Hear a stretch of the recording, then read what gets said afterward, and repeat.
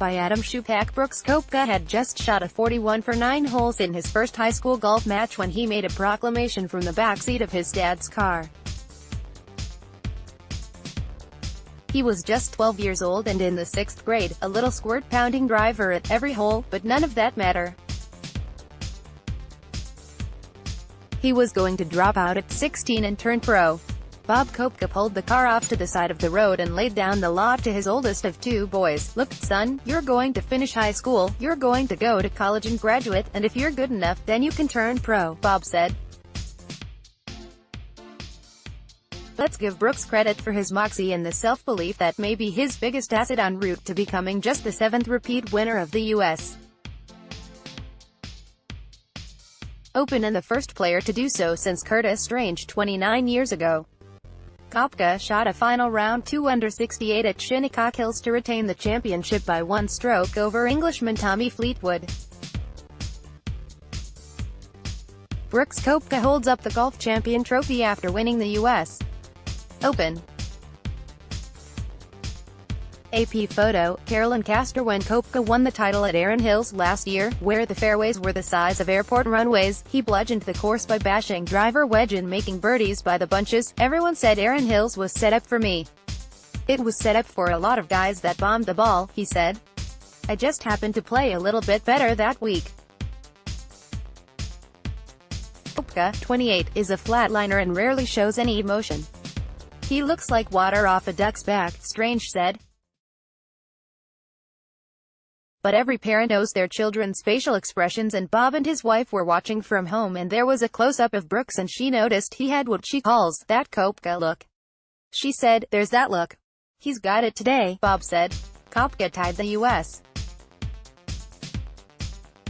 Open 72-hole scoring record set by Rory McIlroy in 2011, with an aggregate of 16 under 272. Afterwards, Koepka watched his name engraved on the trophy and excused himself to use the bathroom. He screamed for joy, nicked his fist against the mirror, and forgot to use the restroom. When he read the names of the champions on the trophy during the flight home, his voice cracked and he started to cry. It finally hit him that his name was forever part of golf history. But late last year, Koepka partially tore a tendon in his left wrist and his doctor recommended 8 to 12 weeks of rest and therapy to repair it. Sidelined for 4 months in a soft cast up to his elbow, Koepka bought a puppy, watched loads of TV, packed on 15 pounds and for the first time missed the game. For someone like Brooks who has never been a golf nerd, I think he fell in love with golf for the first time in his life, said instructor Claude Harmon. Missing the Masters was particularly tough and he began practicing the following week. On the first day he started hitting full shots. He called his caddy, Ricky Elliott, who drove to watch him. He was flushing it, Elliott said. Koepka's defense of his U.S. Open title marked just his 6th start since he returned. As Elliott and Koepka marched down the fairway of their first hole of the championship, Elliott turned to him and said, "It feels like a weight has been lifted off our shoulders. We've given the trophy back. Now we've got to go win it again."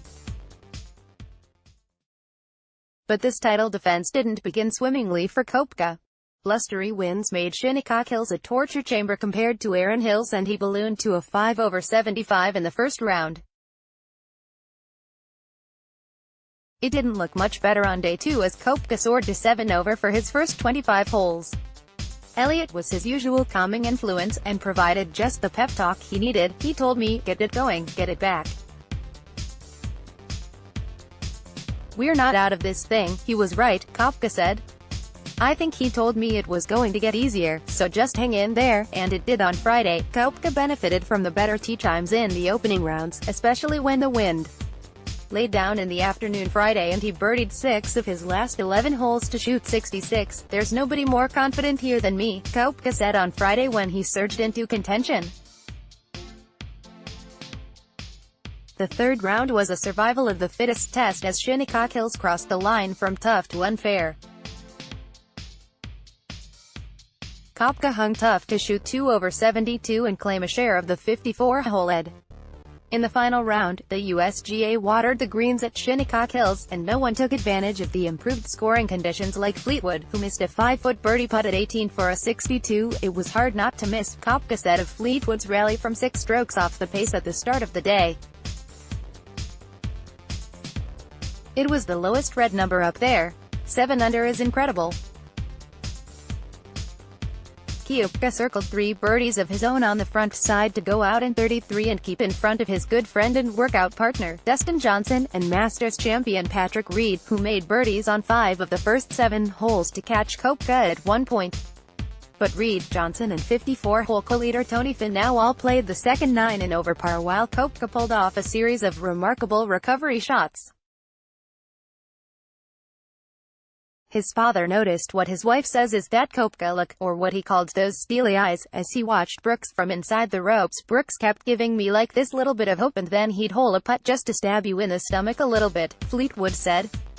The biggest threat of all was at the shortest of holes. At the 159-yard par 3 11th, Koepka made a critical error, missing the green to the left and his pit rolled across the green end into a bunker. But he splashed out and canned a 13-foot bogey putt. The putt on 11 was pretty big, he said. The 6-footer on 12 was pretty big, and then 14, another clutch 9-foot par putt. He wedged to 4 feet and made birdie at 16 to give himself a 2-stroke cushion, and he needed it, after he tugged his second shot left of the 18th green and into one of the closely mowed areas, leaving a delicate pitch. That is all nerves, said Strange, who walked the round with Koepka's group as Fox TV's on-course analyst. You couldn't spit if you had a knife to your stomach.